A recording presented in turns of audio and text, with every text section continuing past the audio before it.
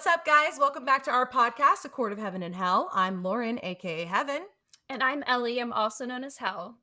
And if you do not already know, we are a book podcast that focuses on different romantasy series and novels. We are currently covering the ACOTAR series by Sarah J. Maas. Today, we are going to be continuing our coverage of A Court of Wings in Ruin with chapters 22 through 27. Just to talk about some of the things that we talked about last week, we know that Feyre is back in the Night Court. Her sisters are not doing so well right now. Both of them are struggling with the trauma left with them after they were thrown in that cauldron. We also know that coming up is a very important meeting with some very important High Lords that some we've met, some we haven't met yet. And we also know that this portion of chapters is going to be involving going back to some really key places that we've been a couple times, but now we're going back with new perspective, new positions, and new characters even. So before we get into it, I do want to go ahead and let you all know that today we will be starting our episode with plot summaries as always, and then we will be continuing our discussions about different characters, foreshadowing, theories, themes, world building, and all of that. And there will be a Massverse Connections part of this episode, in which case I want to go ahead and say, now's your spoiler warning. If you have read all of the books in the ACOTAR series, you are going to be safe to continue watching this episode with us. If you have not, come back and join us when you're done. At the end, I will give another spoiler warning for if you have not read all of the books in the Sarah J. Maas universe. So for right now, you're good if you have read all the books in the ACOTAR series. Before we get into it, please see our show notes for content and trigger warnings. We are an explicit podcast for adults. Check out our past episodes where we have deep dive into a lot of other Sarah J. Maas books and other popular romantasy novels. Lastly, take some time to rate and review us, or if you're watching this video on YouTube, make sure to like and subscribe and let us know your thoughts in the comments. Also, check out our Instagram and our TikTok. We love to make videos and memes and connect with y'all. So if you have anything you want us to cover, let us know. And now let's get into Wings and Ruin. There's so much that happens in these Spanish chapters. I don't know how else to describe it, but we're going to get really into it. So Yeah. buckle the fuck up. Starting with chapter 22, Feyre has a rough morning due to her first nightmare in a long time. But it is time to go to the prison to talk to the Bone Carver, so Lucien winnows her and Cassian there. As they enter the prison, they both feel uneasy. Feyre swears that she can hear whispers in the walls. They arrive at the Bone Carver's cell, and Cassian throws him a bone of the adder. Feyre realizes who the Bone Carver shows up to her as, her son. Ooh. The Bone Carver says he can smell his sister on her, the Weaver. He taunts Cassian about Nesta and how what came in did not come back out the same. The wind and island shudder in her wake. Tired of the riddles, Feyre tells him that someone cracked the Book of Breathings and is looking for spells to send someone like him home. He starts to listen. Chapter 23. Feyre explains war is coming, and if they crack the spell to help the Bone Carver go back to wherever he is from, they'll do it. However, the Bone Carver doesn't want to go back. After the Bone Carver goes into a quick history lesson of his siblings and that he's in prison to hide from them, Feyre and Cassian want to give up until Cassian mentions the Hewn City, which grabs his attention. The price for him to help them in the war is to obtain a magical mirror called the Ouroboros, which was once used by his sister, the Weaver. Chapter 24. After debriefing Lucien on what happened at the prison, Feyre leaves Cassian to fill him in on the rest while she goes to prepare for the Hewn City. But first, she needs to check on her sisters. Surprisingly, Elaine has finally left her room and is eerily sitting in the front of a window looking out to the ocean, talking in half riddles. She keeps mentioning she can see further now and something about a bird of fire. Nesta is, of course, with Elaine, being her guard dog, and the two of them question if Elaine has powers like Nesta. Of course, Lucien appears and is shocked to see Elaine out of her room as well. Feyre quickly goes into Lucien's mind to spy on what he's going to say to her as he pulls up a chair next to Elaine. She remembers him as one of the people at Highburn and says she can hear his heartbeat at night. Feyre leaves Lucien's mind. She decides her sister and him need to move into her personal home with Lucien. Moving in, Azriel carries Elaine and she says beautiful to him, once again not really telling us exactly what she means. Azriel asks her if she would like to see the garden, which she says yes to. Nesta opens up about what happened in the cauldron as she enters the room with glowing eyes and says she took something from it as it took from her. She leaves to go get dressed for the Hewn City, while Feyre tells Rhys and Lucien she thinks her power is death. As Feyre gets ready with Rhysand, she wonders how the mating bonds get chosen. She's not sure if going into Lucien's mind was a violation and tells her only she can answer that. They set off to the Hewn City dressed in their two masks, a powerful Night Court High Lord and the High Lady. In chapter 25, the gang arrives at the Hewn City to see that there is still only one throne, but Rhys was ready for this. He leads Feyre to the throne and has her sit down while taking a seat on the arm and telling the crowd to bow. He tells them he will forgive them the discretion this time, but next visit there better be another one. Feyre can feel some Fae in the crowd letting their power roam towards her, testing her, and after having Rhys let them rise, she pounces on theirs with her own to show her strength. Feyre marks those who tested her before Amren and Nesta excuse themselves to go get further practice in, while the rest of the group head to the meeting with Keir. After everyone settles in, Keir speaks first, announcing he knows why they have come. He knows they need his help to fight Hybern and intends to bargain if they want it. He knows exactly what he wants, but cannot resist taunting them a little bit, asking if Rhys would be so desperate as to even whore out his own mate. Rhys almost loses his patience at this, threatening Keir's life, but admitting he knew Keir would be hesitant. Without any warning, Rhys orders for his secret weapon to be brought in. Moore's face goes white as Eris is brought into the meeting. Chapter 26. Rhys welcomes Eris while Moore looks hurt and betrayed. Feyre chastises Rhys through their bond, asking him what the hell he's doing, but he simply tells her he's making sure Keir agrees to help. Rhys tells Keir that he once wished to ally with the Autumn Court, and bringing Eris in is his opportunity to do so. While this is true, this is no longer enough to get Keir to agree. He's after an even bigger prize. Keir finally reveals that what he truly wants in exchange for his help is unfettered access to Valaris. Moore and Feyre are quick to say no, but Rhys has already taken this into consideration, thinking this was what he might ask for. Rhysand tells him that he and his court will be granted permission to the city, but with restrictions, explaining this is the best offer Keir will get. Seeing just how much this hurts Moore, Keir finally acquiesces, agreeing to the terms. Feyre tells him that she requires one more thing from him, the Ouroboros Mirror. Keir simply laughs at her, telling her that if she can take it, she can have it, before leaving. Still left in the meeting, Eris addresses Moore, telling her she looks well. Azriel immediately defends her, and Rhys tells him that if he wants this to work, he'll need to keep his mouth shut. Eris reveals how the partnership came to be and that Baron does plan to join them, but won't if he finds out that Feyre has some of his power, using that as a bargaining chip. Moore asks him exactly what it is he wants, bringing up their shared past. Eris tells her he doesn't know who lied to her, but things are not always what they seem. In response to Feyre, he also reveals that he was not present the day his father killed Jasminda and that he was the reason Lucien lived. He tells Rhys that his request to kill his father still stands, revealing that he would be behind a coup, but Rhys says it's too messy. Finally, he addresses Moore one more time, telling her he regrets what happened to her that day. Now that they're allies, maybe he will one day tell her what happened and what the cost for him was. He leaves them with a reminder of the High Lord meeting in just 12 days. Chapter 27.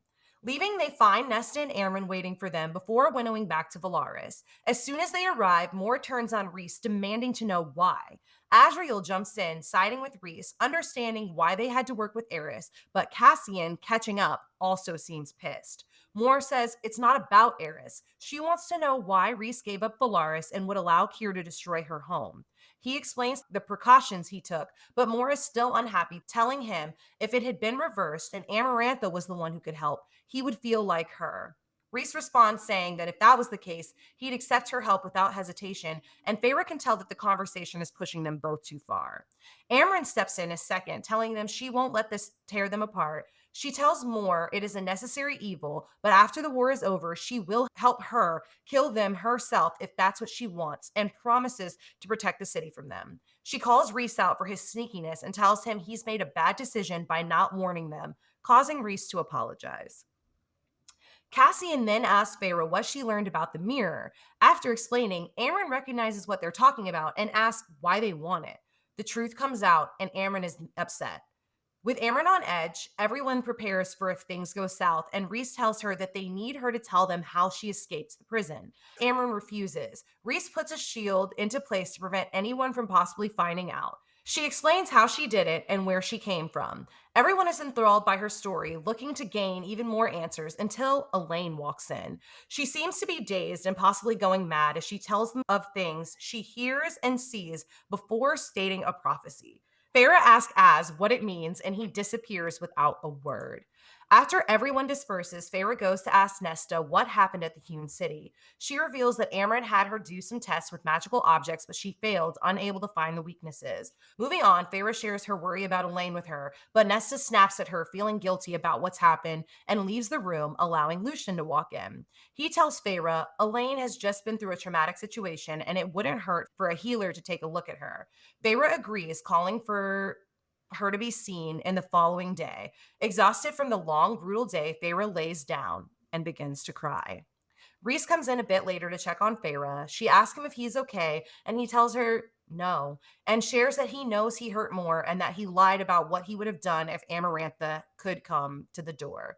He tells her this is why he tries to take everything on himself, because he cannot stand when his bad calls hurts the ones that he loves. After silently comforting him, Feyre asks him if he'd risk looking for the mirror, and he tells her not. We're going to get really deep into a lot of stuff because I mentioned things, but I'm going to basically break down everything in this Yeah. span for y'all. Okay.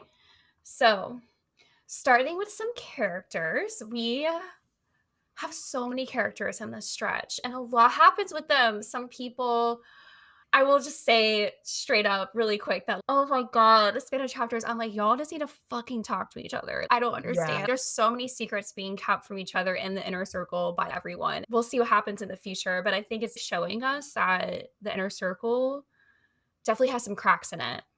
Yeah, for sure. Oh, which makes me excited. Yeah.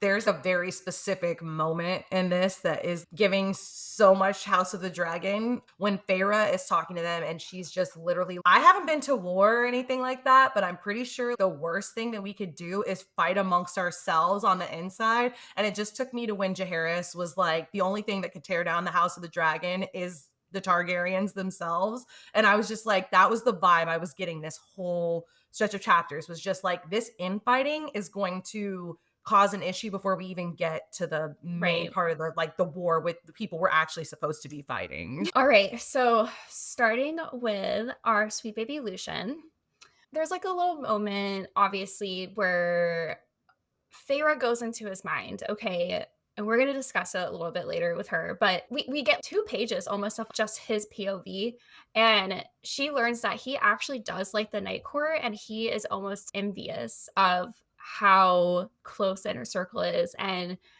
how everything is ran there because he thought that's what it was gonna be like with Tamlin, and it wasn't, and that's so embarrassing for Tamlin. Yeah, no, period. But we knew that. Tamlin's a shit leader, dude. Yeah. He is literally such a bad leader. I wanted to point out that it really shows a dynamic between how Rhysand rules his court versus Tamlin, because Rhysand actually wants to be a leader of people and hear what other people have to say, where like Tamlin's trying to run the Supreme Court like his father did, which is more like a dictator. You have to do what I tell you to do because I'm the one who's in charge. Yeah, no. Yeah, asshole. Yeah. Anyway, yeah, Lucien, oh, I love him. He's just, like, such in the middle of everything too right now. He's just, I don't know what the Yeah. fuck's happening. My mate, like, doesn't really wanna see me, but she's starting to come out of her room, but now she's, like, hanging on to this guy, Azriel. Oh, And he's yeah. also like, I didn't know, like, that all these legends are true, but I'm now learning about are true. Amren's the person for real? Like, the prison's real? What the fuck? And then he's also, I'm in a new place. I don't know if I can trust these people, but I trust Feyre, so I should trust these Yeah. people. He's really going through it. I also feel bad for him because there's a part where they're talking and it's blatantly obvious that as much as Feyre loves him and looks at him as a friend, she still doesn't trust him. And I feel Mhm. like he is feeling that too. He doesn't know who he can trust, and these people don't trust me. He wants to be involved and he wants to help them in this fight against Hybern, and he wants to protect his mate. But it's very obvious to him that to a certain extent, even Feyre, his one like real friend in this court, doesn't 100% trust him. When she starts talking about the mirror, she looks at him and hesitates until he excuses himself because she's not really sure what's safe to share around him and what's not. So I definitely feel like saying that like he's in the middle of everything right now and doesn't really have a place where he fits in is pretty accurate. Yeah, and also not to mention that I just thought of this. Azriel and Cassian had to draw straws on who's gonna stay back from the Hewn City to Mhm. protect Elaine because of Lucien, because they didn't want Yeah. him going to talk to her. So I think it's Cassian that has to stay back. And I'm just like, Yeah. Yeah, it's he gotta doesn't suck know for that, Lucien, but man. yeah. Yeah. Yeah. I get it on their part too. This is a Right. foreign adversary. He did betray them to Hybern. Mhm. He was with Tamlin. He was with the Spring Court. And just because now his mate is there doesn't necessarily mean that his intentions have changed. And so they have to protect themselves and watch their back too. But it's just sucks. It just puts some of my favorite characters against each other. And it really makes me want them all to be friends. I just want everybody to be happy. To continue the conversation about Cassian and Azriel, obviously they're both very protective over Nesta and Elaine. We finally get our Azriel and Elaine interaction in this chapter, and really stresses me out. But Yeah. Elaine is very willing to actually go with him to the gardens, which is shocking because this bitch has been up in her room for I don't even know how long, like months at this point. It's been months. Like Yeah. she's been staring out a window, just like talking weird shit. Yeah. But all of a sudden, this like beautiful man comes out of nowhere and he's like, "We go to the garden with me." She's okay. Yeah. Yeah. It's so true. And it's so interesting because we were just talking about Lucian. When she does have that moment with Lucian, when she's speaking with him, it's even though she doesn't know what the fuck is going on, she still is more aware than I think anybody really gave her credit for. Because you were at Hybern that day and you betrayed us. And I was like, ooh, Mhm. that's a tough pill to swallow for you, Lucian. But it is just like why I think this whole debate about who really she's supposed to be with, even Feyre brings it into question in this stretch of chapters, is like, why look at how like nice her and Azriel are. Like why are they fated to be together and not them? And it just brings that into question because it is like she is aware of what Lucian did and how it put her in the position that she's in. And she does seem to have this like bond with Azriel, even though they don't really know each other, but like they had their interactions with each other in Mist and Fury, and they had that little bit of friendship set up. But because she's always been engaged to another man, there's never really been another like a romantic connection there. But now that this is all going on, we're starting to see those little bonds between them come into place, and it's just super cute, but also super, ooh, like I see where the little seedling Mhm. of could Azriel be the one for her comes from. And it's really starting to grow in this stretch of chapters. Yeah. I'm so torn. I'm so torn. I will always be torn on that debate. We say it every episode. I don't really care regardless, but I can see it going both ways very easily. Yeah. She should Ugh, just go both ways. She should just literally, harem. girl. Get Yeah. yourself a harem. Like, Being poly is a thing, girl. It's yeah. 2024. It's okay. Even though we don't know who Elaine's gonna end up with, at least, we do know who Cassian ends up with, thankfully. Mhm. So, him and Nesta, they still have their little budding ship going on at this stretch of chapters, Quite and literally. literally, Cassian goes with Feyre to the Bone Carver's cell because he wants to try to confirm what him and Reese know, or at least are guessing about Nesta's power, that she might have the power of death. And the Bone Carver confirms that in his weird riddles that he likes to say. There was such a quick little foreshadowing moment of one of the quotes when he literally says, "I walked by death my entire life." He literally silver flames. And I was just like, "Ee." Yeah. Feyre asked him, is he afraid of the fact that she might be a death god? And he's just literally, Mhm. no. Like, he was like, "I've walked with death my whole life," which is one of your favorite quotes from Silver It's one of my Flame. favorite And he quotes, says, y'all. "If anything," he says, "if anything, I'm more worried for her and what that Yeah. means for her, but I would never be afraid of her." And I love that for them. It is such a sweet, oh, Cassian moment. I love Cassian. If y'all know that. Y'all know that. Last week we were discussing about how What Cassian, doesn't have it together?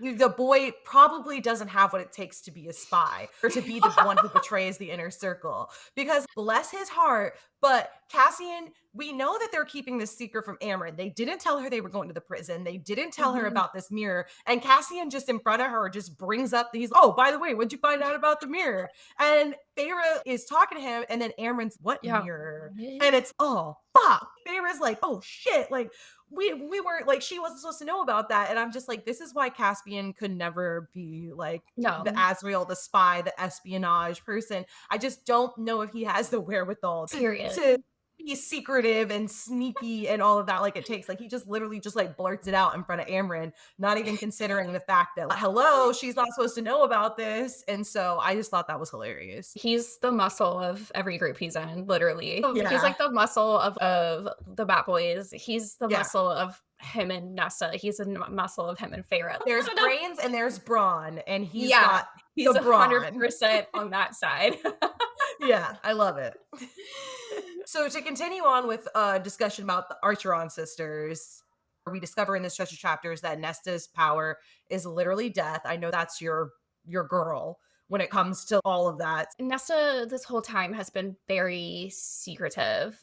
She's like giving Azriel again. That's why she's the brains, Cassian's the body. The brawn, yeah. And The so muscle. she finally, after a little moment, she's really upset because she has to fly with Rhysand and you're flying really slow. And he's, oh, I'm going to fly like a fucking maniac now. So he flies and makes her throw up and she throws up. She comes out of the bathroom super pissed off.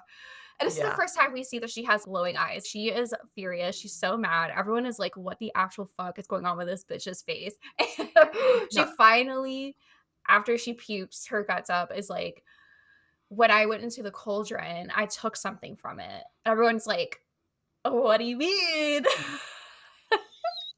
We obviously know what that means now, but looking back on it, I'm just like, damn, this was so exciting for me when I was reading this. But it has like part of the power of the cauldron, which I will say the actual power of the cauldron is still a fucking question in the Massverse. Does that even like kind of entail? We do Mhm. know that she has like cold fire, but other than that, there's still a lot of Yeah. questions about her, about the cauldron, about that connection.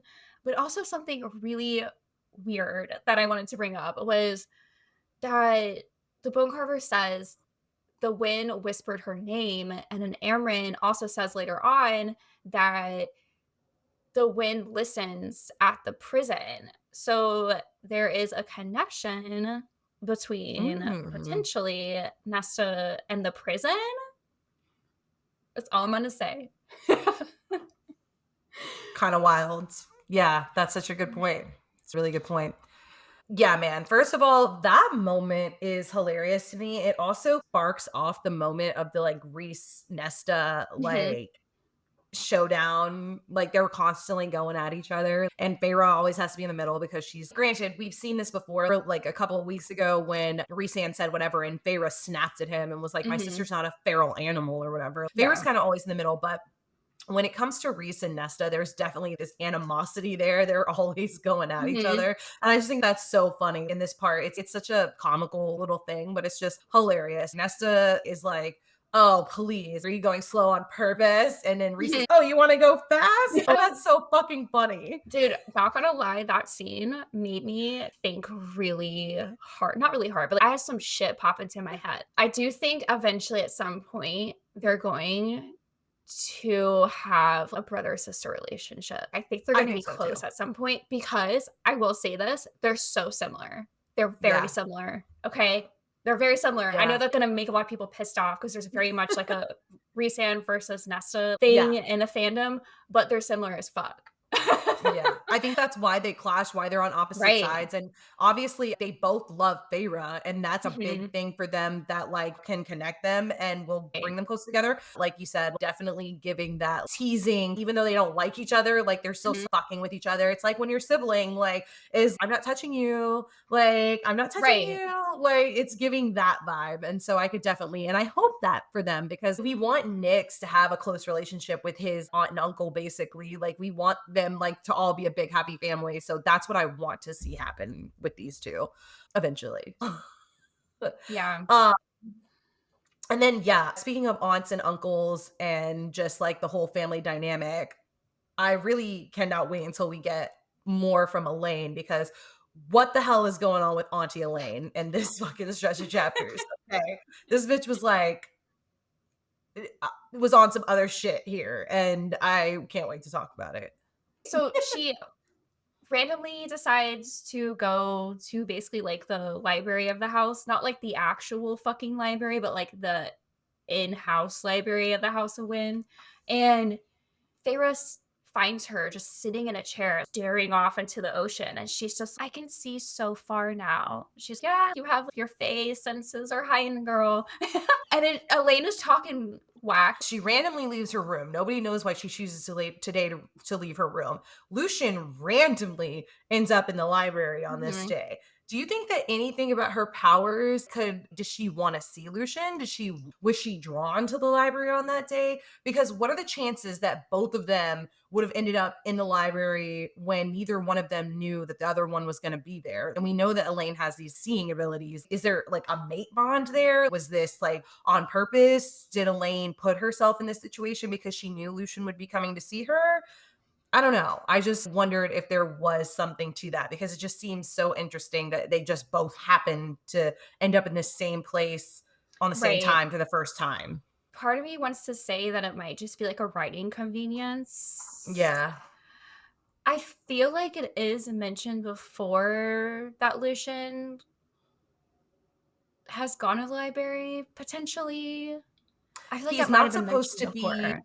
in that library, and even Nesta when Feyre goes into his head, I didn't think she'd be here. I thought if anything I would run into the older sister and have to deal with the Mhm. Viper, but I she was supposed to be in her room. She wasn't supposed to be here. I just needed to get out. I needed to get a couple books or whatever. And so it was almost like it was set up to be a coincidence that both of them were there. Lucien had no idea that Elaine would be there. We don't know if Elaine knew that Lucien would be there, but I just wonder if like with her ability and she's been hearing him in her thoughts if that has anything to do with anything. And it might absolutely not. I just thought that's so interesting. And Elaine is so like elusive and just nobody really knows what the fuck is actually going on in her head except for her. Mhm. That I'm like, does this bitch see even more than we think she sees? Because to bring into what you were talking about a minute ago, to bring into something that happens a little bit later is they're all having this meeting and it's all quiet and nobody can even hear her coming and she just like walks into the room and is oh I thought I was dreaming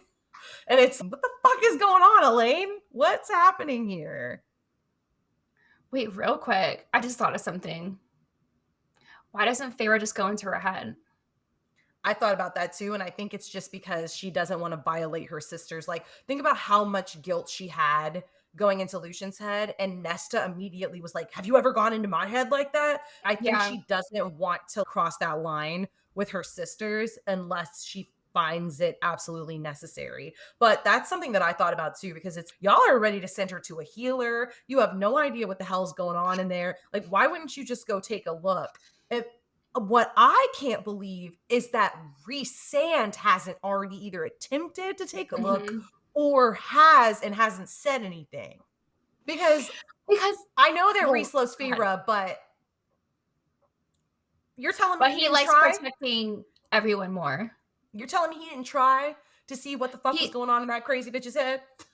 and when they have the conversation, Feyre and Rhys have a conversation of, "I feel bad I went into Lucian's head. Was that a violation?" And he was like, "Only you can answer that." And he was like, "If you feel bad about it, just don't do it again." Like, he Mhm, wasn't like, "Yes," and he wasn't like, "No." He was like, "You had mhm, to do what you had to do," mhm. Yeah, which is because that's very how much he on brand for him. yeah, it is, I think, and it's if you had this power and this girl was living in your house and you didn't know she was seeing shit, seeing prophecies. You're telling me you didn't take a gander in there? Bro, I would have Like, gone in her head. I Let's be would have real. looked. I I would have would have been like, looked. girl, what are you talking about? One sec. If I was Feyre, I would have looked, but I feel like Feyre just has this guilt because she feels responsible for the fact that her sisters are in this position. Whereas I don't think Rhysand feels that guilt. Right. So either he has taken a look and he hasn't told Can't? anybody, or he can't. That exactly. Or something like maybe she has her own shields in place that like she doesn't even intentionally Because do. it's weird because Nesta's trained on how to keep her shields up, but Elaine isn't. Is But I never guess trained. because she has been in her room this whole last time, but you would think. It would also make sense with our theory about if Lucien can sense Mhm. emotions or if he can read, if he has like some sort of not intrinsic, I was gonna say this isn't fucking fourth wing, but if he has some sort of like mind reading capabilities like we maybe think he does, why he wouldn't be able to see Elaine and why she would be such a conundrum to him. Like maybe she has a natural anti mind reading shit. Like maybe she's Bella. I don't know. Okay, period, maybe. I don't know. It's just curious to me. I'm trying to Something that think. like, yeah. And when you said that, I was like, yeah, I thought that too. Like, why wouldn't Feyre? She's so willing to go in Lucian's mind. Like, why wouldn't she just go check on Elaine if she's so worried about her? But she doesn't want to cross that line. But you're telling me that Rhys also feels the same way? I doubt it. I doubt it. So when Elaine comes into the room when everyone's having their little like family powwow together, she just is like, "Oh, I thought I was dreaming. I heard something." And they're like, "What?" And then she starts like just saying weird shit about how like just weird shit about how she saw young hands wither with age. She saw a black box of stone and a feather of fire hit snow and melt it. Yes. Okay.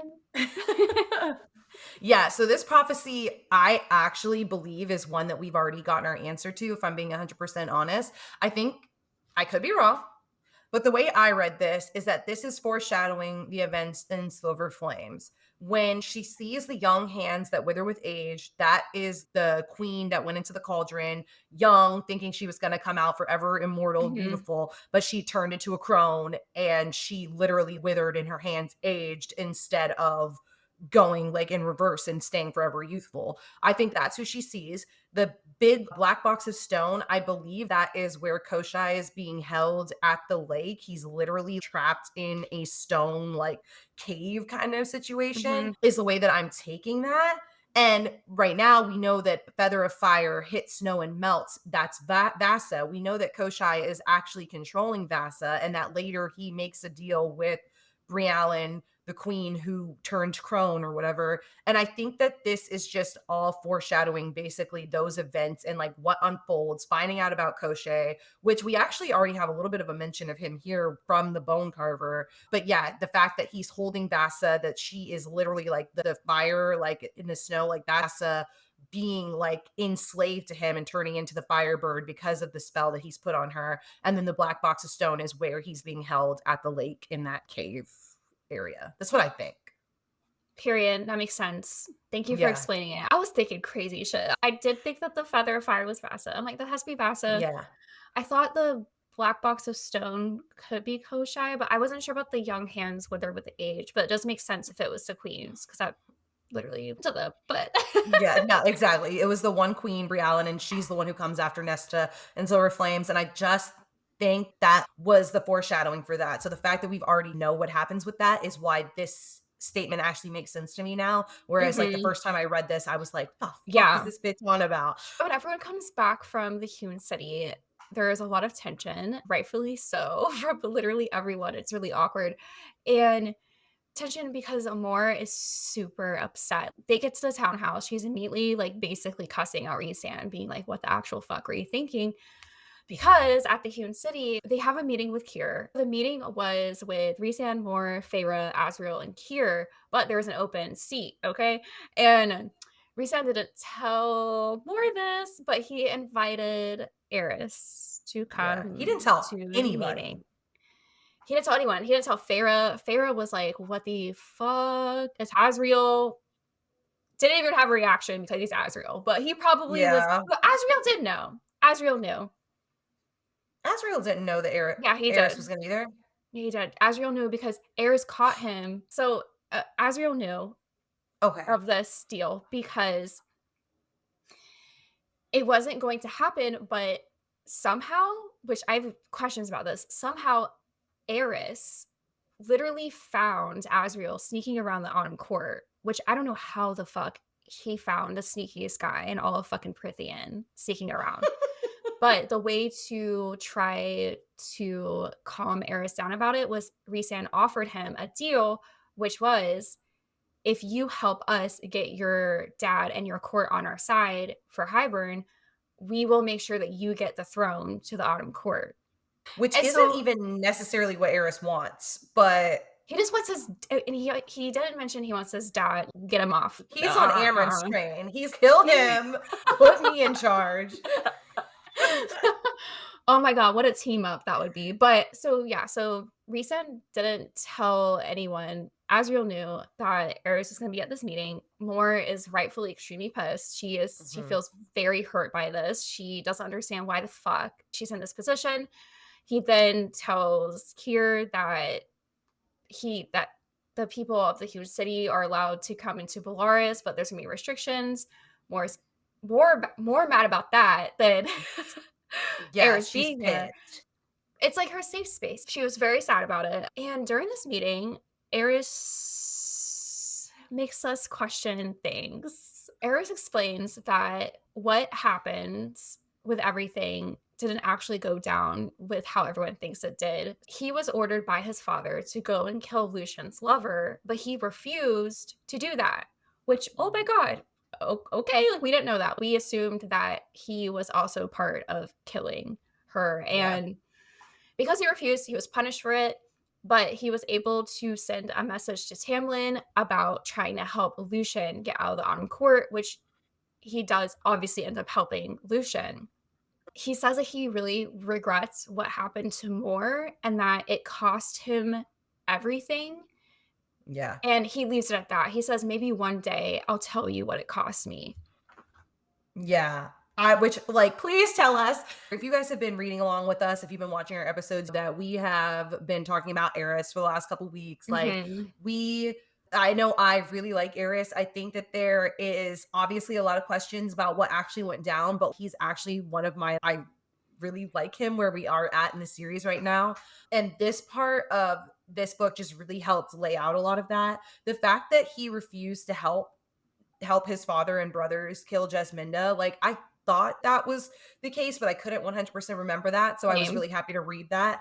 And then he was like, basically ask Lucien, like, even Lucien will tell you that I wasn't there that day. But it's also very confusing because when Lucien is questioned, or like when they come back to the from the Hewn City meeting and Lucian's there, he straight up tells him he's don't trust Eris. Like, I wouldn't trust Eris. And so it makes me wonder what like division there is between the two of them that caused that. If he had nothing to do with that, like why Lucien is so mistrusting of him, other than maybe just thinking that he's his father's pawn. But at this point, Lucien has been emissary. He knows about the workings of things. It's hard for me to believe that Lucien wouldn't have at least some inclination that Eris isn't all the way on his father's side. So I have a lot of Mhm. questions about that when it comes to the two of their relationships and how they got to where they are right now, other than the fact that but Lucien doesn't seem to want to be High Lord, whereas Eris does. And I don't know. I don't understand why these two have such problems with each other, but I am curious about that. But other than that, we have so many questions about what exactly the fuck happened between Moore and Eris when he left her at the border, why it had to be like that. We know that he's implying that he did that to help her, that when she chose to have sex with Cassian and lose her virginity to him, he understood why she did it and that he was more than willing to help her if that was what she wanted, because he was like, first of all, I don't want to be with you after you fucked the bastard anyways, but definitely I understand that the reason that you did this was to get out of being married to me. So if you don't want to be married to me, I'm going to go ahead and help you not be married to me. I am very curious about what the fuck it was what it cost him. And I feel like Nesta might be the one to get this out of him. Oh my I don't God, I know. will poop my pants. I'm so excited.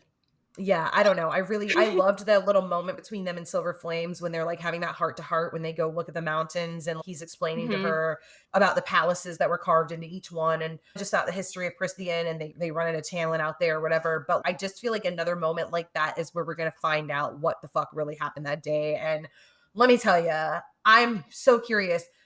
Why doesn't Moore remember what happened? Did they wipe her memory? Is there a greater power here? What did Eris pay to get her out of there? It was her forgetting part of it. I don't know. Lots and lots of questions when it comes to that for me. Right. I don't know, but I really hope we get answers in the next book because I cannot wait another 5 years after that to find out what's actually going on. Yeah, it definitely was a huge bomb that was dropped on the group. So when they come back from the house, everyone basically gets into it. A lot of truths come out. Moore's upset at Rhysand, and he I was like, Rhysand, why the fuck did you have to say this? Because he ends up saying he didn't mean this. But he Yeah. was like, if Amaranth was at the door and said that she could get you all safe, I would say okay. And Moore was like, "What the fuck?" Moore's And like, you're lying. yeah, and I'm just like, "Okay, okay, oh my god." I hated reading that. That made me feel so icky, but he does later on tell Feyre that he regrets saying that and that he actually would 100% not be okay with it, and he feels really bad about what he did to Moore. Just Yeah, as he yeah. should.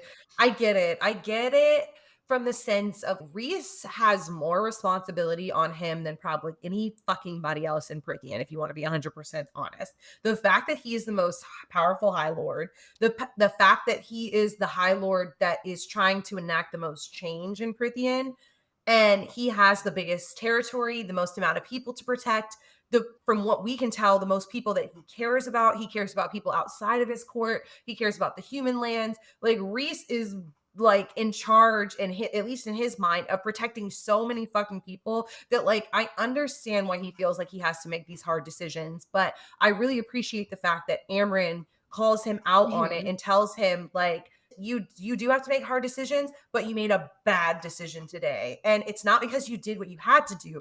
I respect that you had to do what you did, but there was no reason for you to lie to Moore about it and not warn her and tell her what was going to happen and help her prepare for the situation. That was just selfishness and you not wanting to have to explain yourself.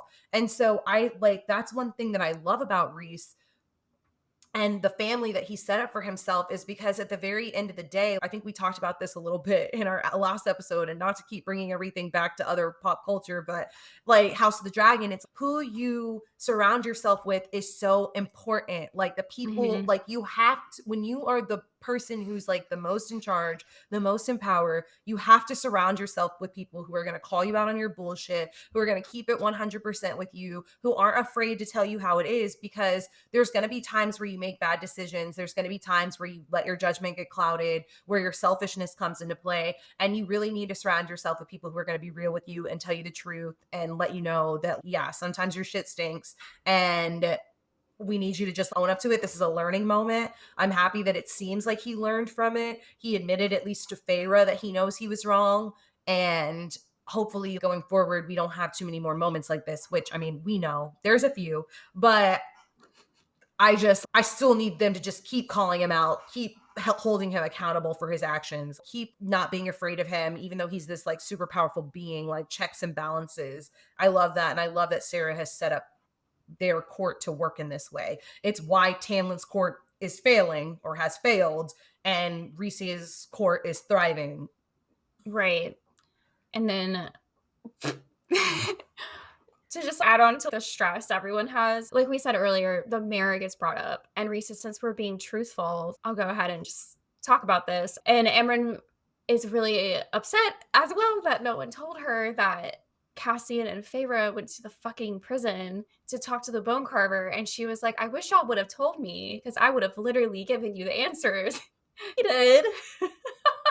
Yeah, before you even wasted your time going in there. Yeah. Literally. And she goes a little bit about like how she got out of the prison. She actually found a loophole in the spell that was keeping her in there, and she bounded herself in a body, and that she served as a soldier and a messenger for a young god. Okay, interesting. Yeah. Interesting. I have so many questions about Amber at this part, but one thing that like stood out to me is there's a part here where Azriel makes eye contact with her and Feyre notices and she sees like the look in his eyes where it's like Azriel also understands what it is to be locked away and basically locked up against your will and willing like the willingness to do whatever the fuck it takes to get out. And so this is just another moment where we get parallels between the inner circle and the different things that they have experienced and how it brings them all together because each of their situations is so different, but they also have a lot of tie-ins that like bring them together as a family and make them understand each other, make them choose each other. And so that's why even though there does seem to be some infighting, this is the first time where we see that like maybe the inner circle isn't quite as tight as we thought it was. I actually think it's a good thing, and it shows that just like they do choose to be this family, and they choose to be like to love each other, and that is a choice that they make. They wake up, they make every day, they relate to each other, they truly care about each other, and I do love to see that. But I have just so many questions about the different things that Amren talks about in this part. We have gone into depth about Amren and exactly what she is and what this whole stretch of chapters like means in another one of our episodes. If you want to check out what we were saying about it, it's in our Akamath deep dive episode. That was chapters 14 through 19 of Mist and Fury. Definitely go listen to that, at least our theories portion where we talk about exactly what we think Amren is. We basically likened her to the angel of death from the Bible.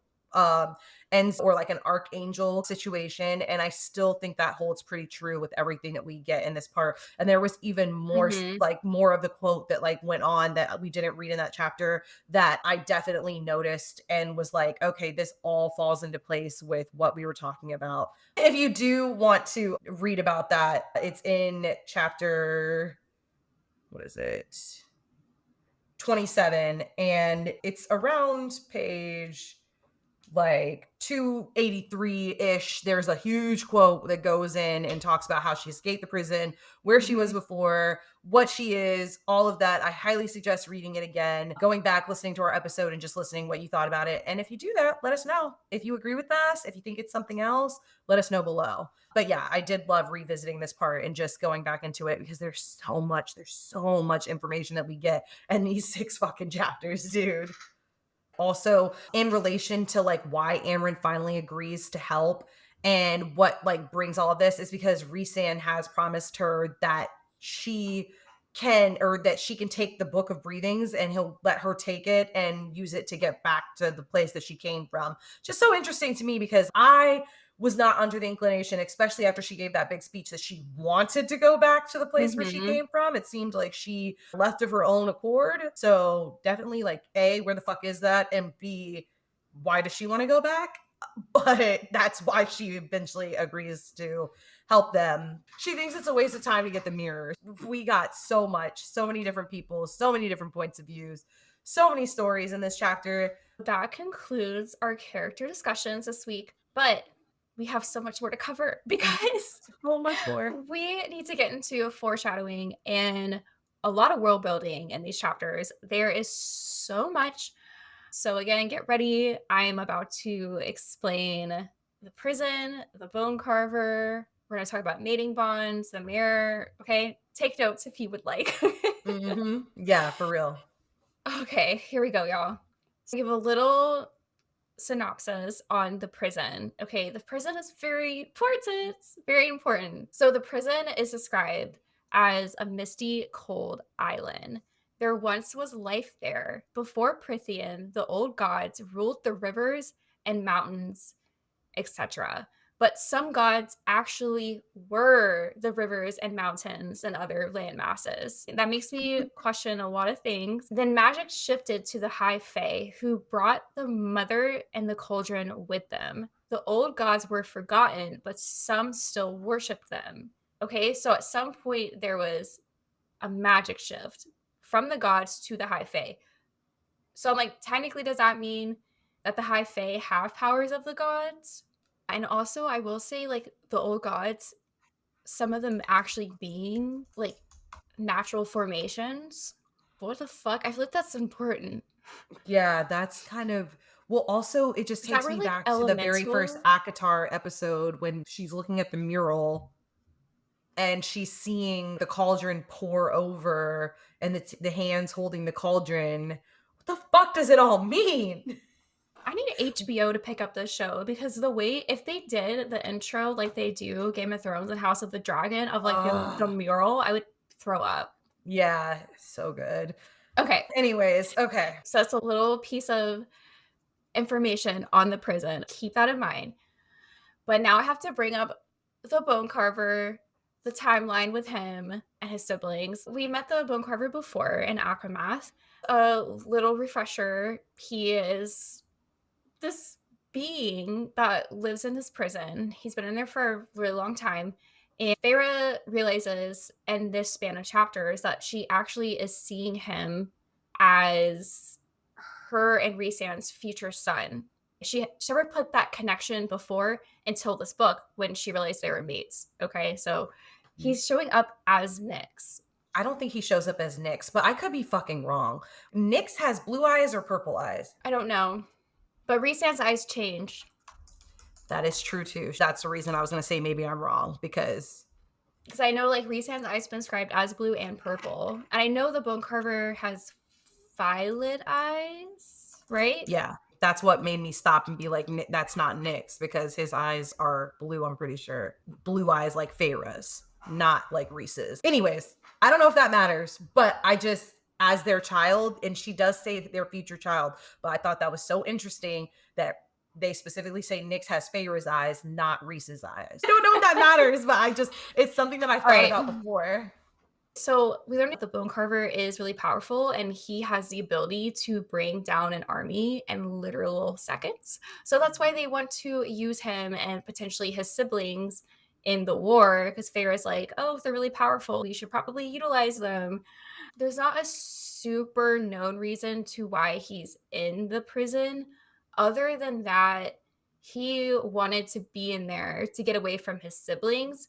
The reason why I say there's not like a super official reason is because we don't know exactly why him and his siblings have this disconnect between them. I feel like there's more questions about that. We do know who puts him in there, which I will touch on in just a second. His siblings, as we know, is the Weaver. Her name is Striga, and he's also the brother to Koschei. I'm probably pronouncing that wrong, y'all. I don't know. I'm so sorry. We do know that they're from a different world. And the Bone Carver says in these chapters, he doesn't want to go back to his home. And that quote, I do not believe it is now anything more than dust drifting across a plain. Okay. And he is thought to be in this prison for tens of thousands of years, more than Amren has been in.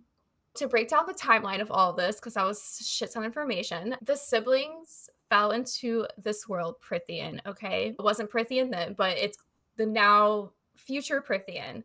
And the ancient Fae worshipped and feared them. They are death gods, except it's not 100% confirmed what the Bone Carver is. Unfortunately, the book does not say if he's a death god. When he's asked, he just smiles with amusement and say he's forgotten. So there is confirmation that his siblings are, but there's not confirmation that he is. That could be taken both ways. It could just be like assumed that he probably is as well, since his siblings are. But since the book doesn't explicitly say he's a death god, I don't know if I want to say he's a death god, if that makes sense. Doesn't Feyre ask Cassian if she knew he was a death god? And he said, I guessed. He literally plays with bones and like his door is like made of bones and all of that. He was like, I didn't know for sure, but I guessed at it, seeing as how his door was made of bones. I'm just questioning it because the Bone Carver doesn't confirm it.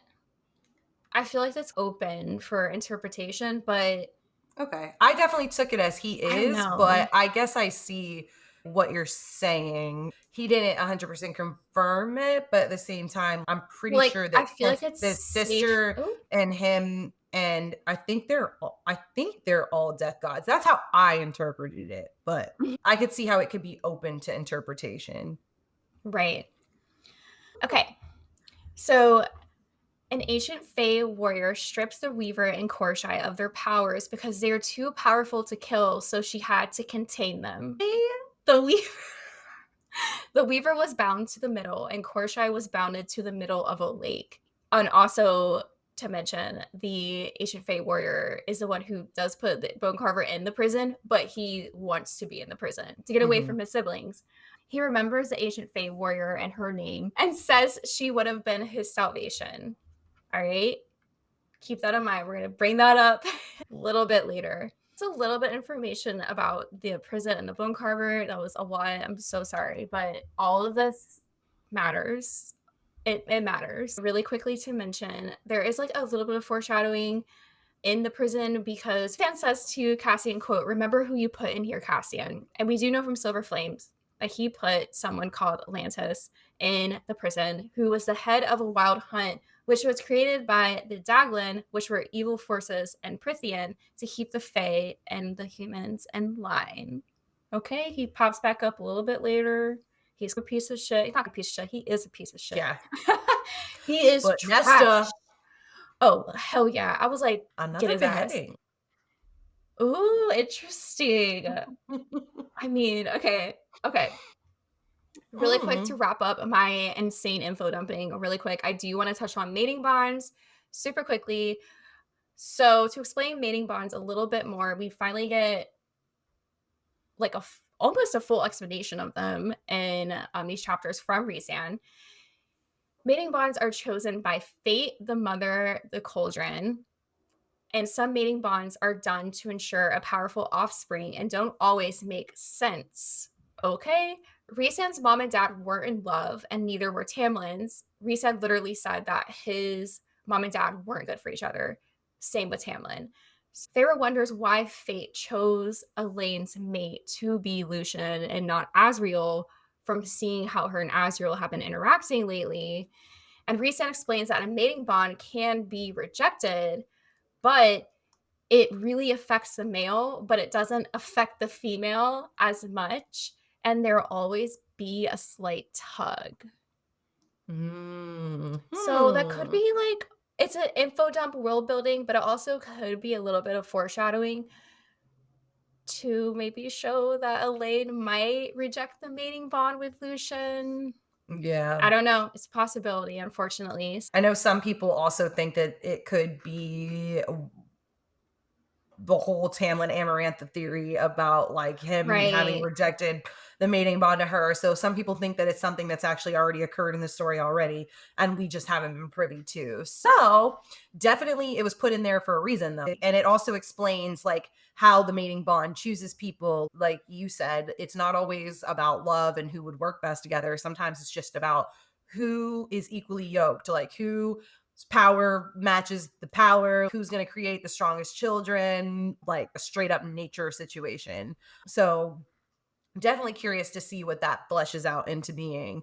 And then something that I wanted to talk about, something obviously very important to this part of the book and what's coming up later, is going to be the Ouroboros Mirror. Okay. The mirror is just to tell you exactly what it is literally like a huge, round, flat mirror that's a little bit taller than Feyre. Like it's pretty big, and it is encased in a bronze like frame basically. The frame around it is a snake eating its own tail, and it goes around the mirror. The mirror reveals to the looker who they truly are, and many high lords have looked into the mirror and gone mad, unable to face who they are as a person. The mirror itself used to belong to the weaver.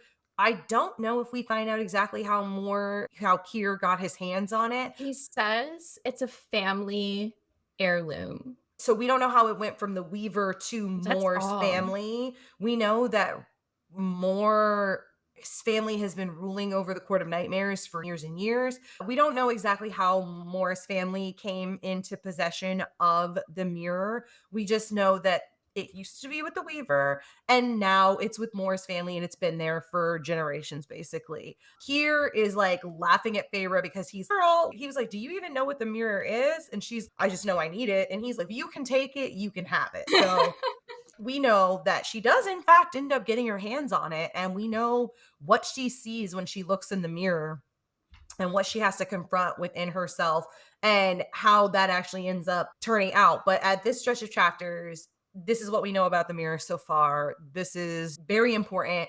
It's going to end up being a very important thing that eventually turns the tide of the war for them, and something very important for us to talk about and very important for you to understand as we're going forward in the story. Also, where we leave off, Feyre's basically asking Rhys, do you think that this mirror is important enough for me to go and try to get this? And Rhysand again says, not yet. I talked about this last week. Okay, where he's talking about sacrificing himself, and she's like, you've given enough, and he's, no, I haven't, not yet. Here again, we end on a sentence of her asking him, do you think I need to go get this mirror? And he says, not yet. I don't know. You tell me, what is this man know? Why does he keep saying things like not yet? Not yet. Watch our last video in my unhinged theories portion. Anyways, okay. Period. I'm just saying, it's what? No, yeah, keep saying that. That's really weird, actually. This is It's a another pattern. time where he's in saying not yet. And for me, I keep picking up on it. Why does he keep saying this? Why this statement specifically? And what does he know? Because to me, that means you know something, okay? Or you have an inkling of something, because he doesn't say no, let it go. He doesn't say, yes, I think we might end up needing it. He specifically says, again, not yet. So keep your mind on that. Right now, we're on not yet lookout, okay? Every time this motherfucker responds with not yet, I need you to key into it. All right? When I'm reading for next week, and if I see not yet, I'm throwing my book across the room. I'm really gonna scream. I'm gonna scream. I'm just saying, it's so weird to me, but obviously it specifically has to be Rhys-Sam, but keep your eye out for it, because why does this motherfucker keep saying not yet? What does he know? This could tie into the Elaine question. Has he been in her mind? Does he see something? Because I questioned about him possibly having some sort of additional mind reading capabilities, or like telling the future or something like that. But what if he's seen it in Elaine's mind, and that's how he knows what's going to happen? So many things that could be going on. So I just need everybody to be paying attention to when every time Rhysand responds to a question with not yet. All right. Then we've already talked a lot about Amren and what she was in the prison and what she is. I told you to go check out one of our other episodes. Definitely, if you have any theories, let us know below. But I have a bigger question than that, okay? My question right now is, we know that she herself bounded her celestial form, if we think she's an angel, her celestial form, she bound it into a human body, okay? So here's my question. Whose body is she in? Literally. I had the same question. I was like, wait, what do you mean that she just took someone's body? I'm like, how did Whose body? Just she somebody who was in the prison? Because I'm like, these people in the prison and these creatures in the prison are very powerful. I don't think they're easy to kill. Literally. And this person would have had to been in the cell with her. They're obviously Fae. She has the pointed ears. She has the immortal lifespan. They're obviously Fae. They would have had to be somewhere she could access it. What form was she in before she took the body? Was she just like a... I think she was in her, I think she says that she was in her real form, which is just basically like her wings. Light, fire / dragon / I don't know. Halo with wings. I don't know. That makes me wonder if that's almost a plot hole, because it doesn't make fucking sense. She had to be in her real form in the prison. Why the fuck would she be in the prison with another Fae female? Had to have been there for something terrible. Like, she would have been locked in the prison. She wouldn't be able to escape either. But the question is, how did she get her body, and how did she bind herself to this body? And also, when they ask Amren what would happen if she were to if if they were to unbound her, she was like, I wouldn't remember who you were. Which isn't I would leave or I would smite you, which is such an interesting word, smite, but I would right. smite you. But my thing is, what would happen to the body that was left? Anyways, The fuck? really interesting, really weird line of thought that I went down. I had so No, many I chapters. had the same thought, and I was like, I feel like it's fucking up. I really feel like it's a plot hole because it just doesn't make fucking sense. I don't think that these people and creatures living in the fucking prison. I don't think they're all in the same cell together. No, definitely I think not. everyone has their own cell. From my mind, is everyone has their own cell and they just don't go out. They We know guard. Lanthus was like kept in his own area. We know the Bone Carver has his own cell. Right. So I'm assuming she would have her own area too. And I'm like, that just doesn't make fucking sense. So, whose body did she take? That's a fucking huge question. I don't know. And then the other thing is, I know we talked so much about Elaine and all the crazy shit she's hearing and seeing and the heartbeats and the stone. And I've seen so many theories. I've seen the theory about maybe Tamlin's her mate because when she hears the heart beat through the stone, like maybe she's talking about Tamlin, but Tamlin's heart is no longer made of stone. We know that. We Period. know, unless it's something that had to do with like before that, we don't know. I have no idea, but I am still very curious. There's a part, and it's just a chapters. God, I highlighted so many things. But she said, no, I was sleeping, but I heard. She shook her head, blinked at our formal attire, the dark crown atop my head, and resans, I didn't hear you. Azriel stepped forward, but you heard something else? Elaine seemed about to nod, but only backed away. I think I was dreaming. What the fuck does she hear? What did she hear? What does she think she heard? She's in the house alone. They're all in a sound bubble that prevents any sound from getting out. She wakes from a dream and says, I think I heard, and then just doesn't finish her thought. You think you heard what? Dude, I don't know. I don't know. That's I so need to know. What did that's you so hear? creepy. Is it the dragon under the house? Is it the god speaking to you? What did you hear? I don't know. But Elaine, I'm clocked Yeah. in. Every time she speaks, I'm going Oh, to same. literally be like honed the fuck in. I have no idea what's going on. I don't know what's going on with Elaine. Definitely a lot of questions when it comes to that. I am going to be on high Elaine watch. Everything that she says is going to be like me trying to figure out what the hell she's hearing. Because obviously, Feyre talks about how her senses are heightened since she's a Fae now and she can Mhm. hear and see so many more things. But obviously, we know when she's saying she can see so much further, she ain't talking about the fucking ocean out the window, okay? She's talking about the future, I'm pretty sure. She can see way the fuck out there, okay? Literally, that's so Raven. Yeah, except hopefully she doesn't try to change things and then everything goes to the fucking wayside because that was like every episode. But yeah, I don't know. Definitely keep my eye on Elaine. Definitely curious about what the hell her deal is. What is she hearing? That's my number one question right now. What is she hearing? She keeps talking about these things that she's hearing, which to me is different than obviously she's having visions. Obviously, we know she can see the future to a certain extent, or at least see other things that are happening that have to do with certain objects and things.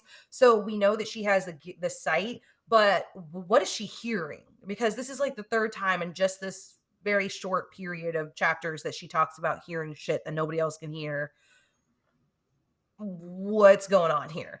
Don't know, but we're on Elaine watch. We're on Elaine watch and we're on not yet watch. All right. And then one last thing that we want to talk about, which is a theory before we get into our spoiler warning, though. So you can stick around if you have read all of ACOTAR. What the fuck did Cassian see when he was in the prison? We know what Feyre sees. We know what Rhysand sees. But what does Cassian see? Okay, so I thought about this so much. And my instinct, okay, are two things. Okay, me too. His mom or Bryaxis or Okay. Braxis, whoever, But I'm like, okay, it's hard to know because obviously we're not told. And also, the Bone Carver says that he just appears to people how he wants. And it doesn't really seem to be a super obvious pattern because it's not like the thing you fear the most or like the person you love the most. It's, I don't know, like Feyre obviously sees her future child, okay? Mhm. And then, but then Rhysand sees Jurian. Why the fuck does he see Jurian? There's a question about that. That's weird. I did see a theory online that I was like, okay, this is not true. It wouldn't make sense. So I'm probably just gonna go ahead and debunk it. But it was, what if the bone carver shows you what brings you death? And I'm like, that wouldn't make sense because right now, Feyre and Rhysand are death bonded together. Unless there's a way to break that, it wouldn't make sense if two different people killed them. Because one That is person true. would be able to take them out. So I don't think that's true. But do they Um, see the bone carver before they make the death pact, or does that matter? The bone carver after they make the death pact, or does that matter? Would that affect well, anything? no, Would he it change? died. They He made it died right before before they made. war. Yeah. I don't know. Maybe not. I I don't just know curious if either. that would change So anything. I'm thinking like, okay, no, actually, I want to add on another third one. I think he might also see Nesta as a bone carver as well. Nesta's who I have my money on Nesta or his father that he killed, Ooh, I'm who so might not actually curious. be his dad. So yeah, I guess it's either his mom, dad, Nesta, or Braxis. But other I than thought that, it I might think be Nesta. I think Nesta's a pretty strong choice if I'm being 100% honest, because it would make me sense that at this too. point they're not mate. He knows that they're mated, but nobody else does really, I think. Or if he doesn't know, he's really thinking that's the case. And Right. so it would make a lot of sense if that like confirmed for him that's what he saw and that was like part of the whole death god situation too, us knowing that she's basically a death god right now. But yeah, or I was thinking his dad, but his mom also makes sense. Hmm. But I guess this is all just subjective because I don't know if we'll ever really find out what he I don't know saw. It would have either. to be a random conversation. It's gotta be so random. It's gonna be like something that like we never think of. It's probably, oh, like this guy that like I was friends with like in the war. Yeah, something. I But don't yeah, it is know. also like you brought up really interesting that Rhysand sees Jurian of all people. It's like Why do you see durian? You would think it's, if we didn't know who Rhysand saw, I would say that maybe he sees Feyre before he met her. He didn't yeah, know who the girl was.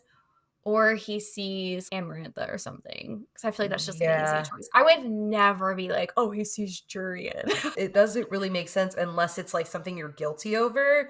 But why would Feyre be guilty over Right. Nyx? I don't There's know. no obvious pattern. Yeah.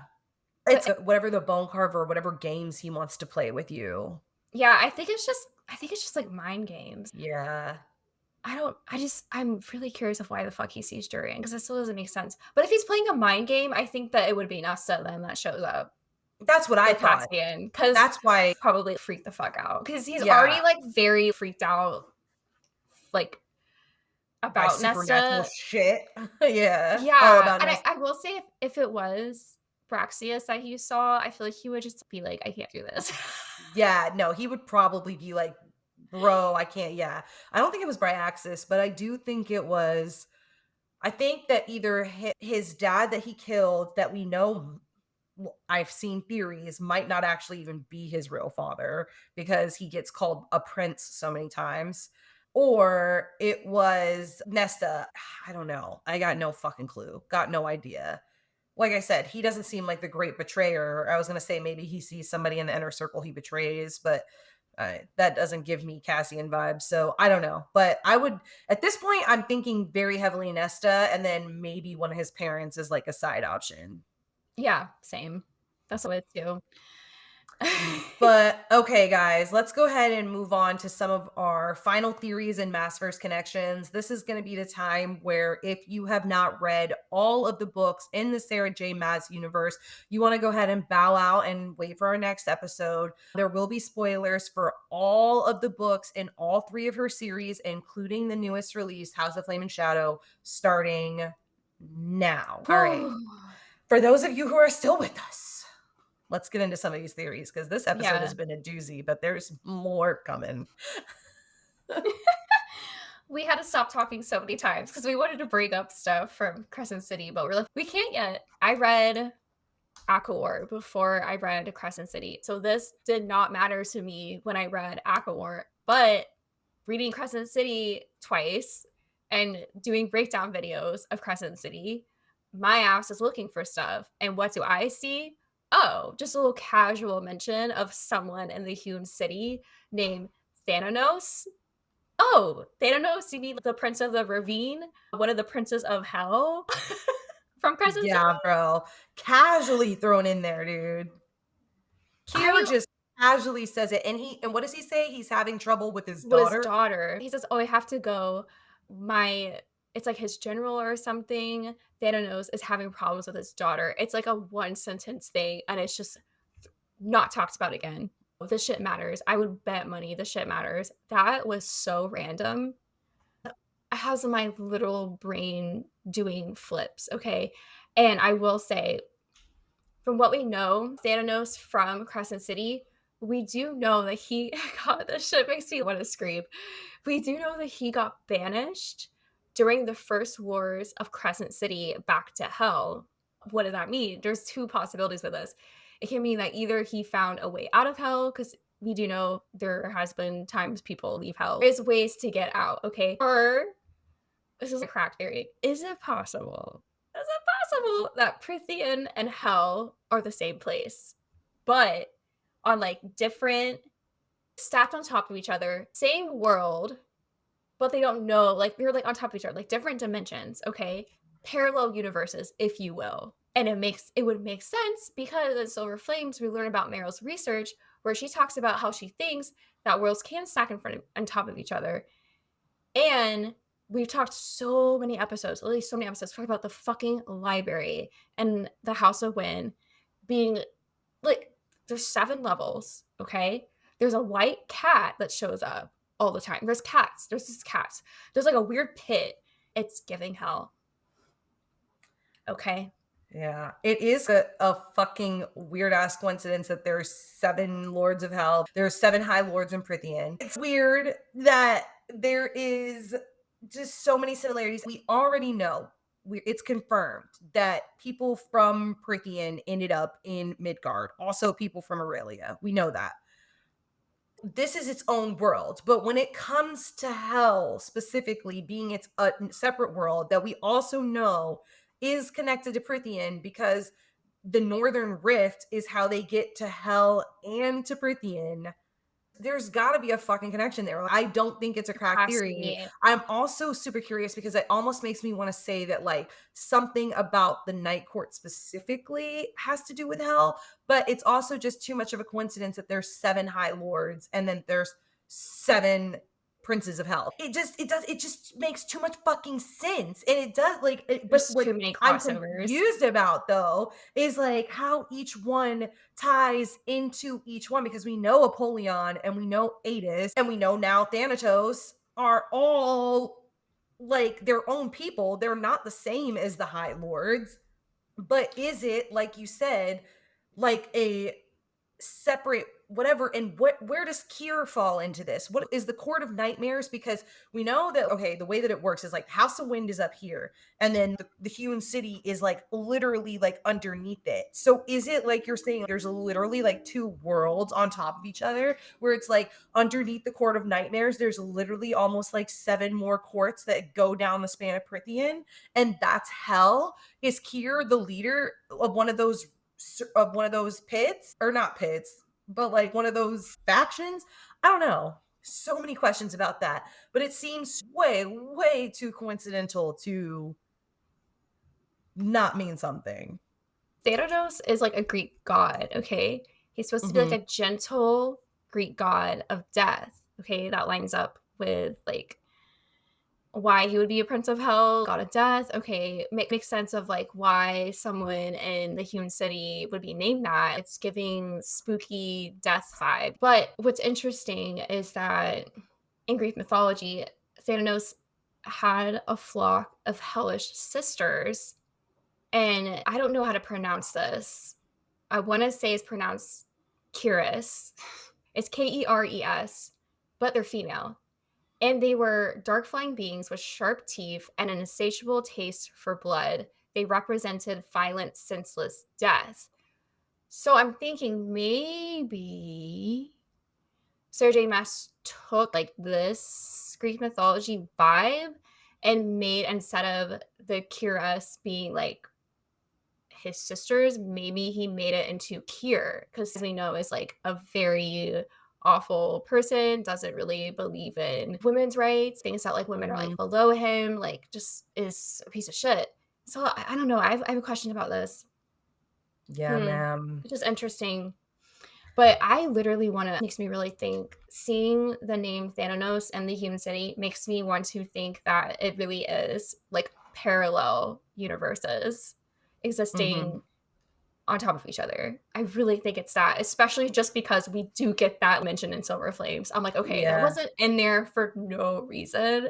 But then does Reese know that? And does Reese understand that every time they go visit the Hewn City that they're literally traveling to a different world? Or does because I don't think anybody else knows that. Does Moore, because that would literally mean that Moore has to be from a different world, basically. I so there's different possibilities when it comes to the Human City. I'm thinking it's not actually hell in Midgard. It's just what hell, the Night Court is what hell is. Okay, it's just so hard to explain because like parallel universes are like so hard to like just get, but it's just like a parallel universe of it. It's the same place, but it's not happening at the same time. Actually, oh my god, it's so hard to explain. Like it's the same place, it's not the same place. It's just in a different parallel universe. So the same people are there, but they're not the No, same people? Because otherwise, how different would Thanatos be people. there? What if he's traveling between the different universes? And so Hmm. is the other princes of hells, because the way that a cat like follows, like a white cat follows Nesta and the Mhm. House of Wind library, I'm like, okay, that has to be Aegis. So what if they're able to travel throughout these different parallel universes and they're just like looking around, like they're not necessarily big figures in Prithian, but they're just seeing what's going on. I feel like though if he's Or mentioned enough that he's called Lord Thanatos, Reese knows who he is, he has a daughter, like he has to be mhm. pretty active in Prithian. If not, he has to be living a whole life there. He can't just be passing through. If it's a parallel universe, I don't wanna say it's all the same, 'cause that would just be, like, so much to understand. Yeah, I I'm don't just know, but there's some type of connection there, though. There yeah. has to be. Yeah, I definitely don't think that was just thrown in there by chance. There's no way that she used the name Thanatos. We only know 3 princes of hell, okay? We only know Mhm. 3. All 3 of them, there's no way that she just accidentally used one of their names casually in an Avatar book without knowing that it was gonna tie into this somehow. I highly doubt that. And I there's don't know. another person coming up in this book that is also in Throne of Glass that we will talk about when it comes to, Mhm. so I'm excited. But yeah, 2 mentions of different people from different worlds, Crescent City and Throne of Glass in this one book, and But it also has so hell much. being its own world too, so technically, like, 4 worlds because hell is not Midgard, it's its That's own true. place outside of that. Fuck. So we already know for a fact that people from Hell, Aurelia, Prythian, all of them made it over to Midgard at some point. Girl, I don't know. It's my brain will break My if I brain think hurts. about it too My much brain longer. hurts. But yeah, y'all, if you Okay. have any opinions on that, please let us know. Help explain it more. Help us bring this all together. I'm pretty sure we're onto something, but I don't know We're what on the to hell it is right something. now. Yeah. And then speaking of like other just connections between the different worlds and Prithian right now, there was a couple things that we talked about earlier that got mentioned that just made me go, hmm? And like Ellie said, we weren't really able to talk about them because they involve talking about the crossovers. But when Ellie was talking about like the old gods and when the Bone Carver is explaining about the gods and how the Fae eventually took over power from the gods, we were trying to figure out what that could mean and what that connection could be. And it just sounds to me like there's like there was a magical shift in power from the gods to the Fae. That sounds a lot to me like what the fuck happened in Throne of Glass world, where we know the Fae are literally descendants of these gods. Like Aelin is a literally descendant of, was it Mab, whatever. Mala, the Firebringer, like they're all Mob, Maeve, Mab. Two, I don't know. They're all a bunch of M names. Maeve was pretending to be one of them, but she wasn't. Mhm. She like changed everybody's memories, and we know that they literally got their magical elemental powers from the gods. So it's very interesting to me. Now, we do also know that the powers here are different a little bit because we find out in Crescent City 2 that the shifting powers came from Aurelia basically, and the like regular Fey powers and shit came from Prithian. So they are a little bit different, but still the fucking same. And I am a little bit confused by that, but it does lead me to believe that there is a connection here where, in some way, shape, or form, if not all of the Fae, at least some of the Fae are descendants of the gods and possibly the same gods from Throne of Glass, possibly different gods, because at this point, there's gods everywhere. There's gods we've talked about, gods we haven't talked about, like death gods. They're like, are they all the same thing? Are they different? I don't know. My brain hurts when I think about it, but that connection definitely stood out to me. And then we get the mirror, which is, I think there's been an episode before where we talked about how the mirror, I can't even say it, the Ouroboros mirror might be connected to the witch mirrors in Throne of Glass. But if that's the case, if it's not the same mirror, but it could be a similar mirror, does that mean that Moore's family does come from witches? Because that is another Mhm. theory that we've fleshed out on this, that Moore could be a descendant of witches, maybe not Manon specifically, or any of the other, but like of that variety of witches. Could that be possible? Is there something there where that's part of why Kier wants to keep the women down so much? Because we know that when it comes to the witches, the women are the ones who hold all the power. I don't even think there are any male witches. I'm wondering if maybe one or a few of her ancestors were witches, if that's where her line comes from, and would that make sense when it plays into Hell? Where did all of this start from? Who was here in Prithian before the Fae? So many questions. How old is this mirror? How many times has it been passed down? Also, if she Right. stole it from the Weaver, okay, because it was originally the Weaver's, we know that the Weaver has to have been there for years. If we know that Amren has been there for how many years? 15,000 plus years, and the Bone Carver was in the jail for 10,000 years before that, that means that the Bone Carver and his siblings came over however many years before that. When did this mirror get stolen, and how many fucking generations has it been in this family? I don't know. I don't Girl, know. I don't I know don't know. either. But It's these are so the much. questions that haunt me, you guys. These are the questions that Yeah. when I lay my head down at night, they just circle around in my little noggin and make me question reality and make me really think about just rolling up to SJM's house and being like, give me the motherfucking manuscripts because I need answers to this shit. What is going Period. on here? Tell me what's happening because this shit has me in a tizzy. I don't know. But yeah, guys, this is some wild shit. And then one last thing, just talking about shit that we talked about before and theories that we've touched on. I guess there's really 2 more things. Speaking of the Weaver and just what she is, how long she's been in Prithian, how Moore's family got this mirror, we also have the direct quote from the Bone Carver saying that Nesta is a queen like his sister once was, okay? A queen. Very specific wording there. We have Mhm. already theorized in our Akamath video about the Weaver being Vogue. This falls in line with that. We know that the Vogue who came to all the different worlds were literally kings and queens. They were called that. We know that Koschei, the Weaver, Bone Carver were all brothers and sisters. Bone Carver, for whatever reason, is weaker than his 2 siblings. I don't know what that's about, but to me that this means that they're definitely Vogue. Like, to me, that kind of confirmed this.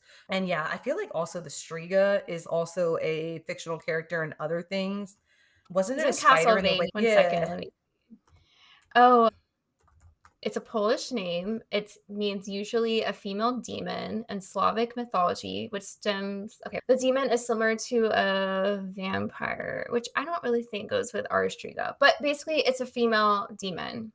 It does go with our Striga. She steals the life of people and it helps keep her forever young.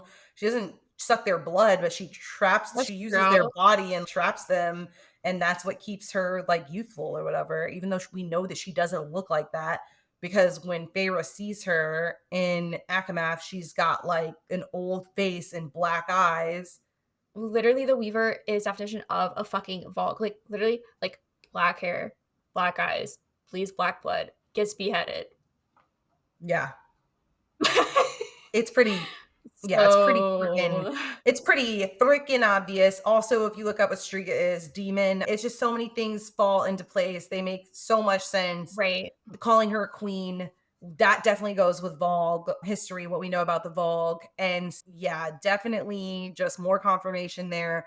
Gonna keep my eye out for anything else they mention because these characters are still in play right now. And then finally, we get the mention of that ancient Fae warrior again, who we've talked about before. We've talked about how we believe that this is the Archeron ancestor that has been hinted at them possibly having. Could it be why all 3 of them have been affected by the cauldron in this way? Is it fate that's bringing all of them to be Fae? Because it quite literally only makes sense that they all instantly Mhm. get mates as soon as they become Fae. They all get turned Fae in these crazy, violent ways. They all have these super fucking special abilities. It just makes so much sense. Also, to call her nameless, other than the Bone Carver knowing exactly who she is, but does he feel like sharing that information with us? No, of course not, because that would be too easy and we wouldn't be sitting here having a whole podcast theorizing about this crazy ass shit. I don't know, but we do know, we find out that even though we don't know her name, we do find out that it is in fact a she,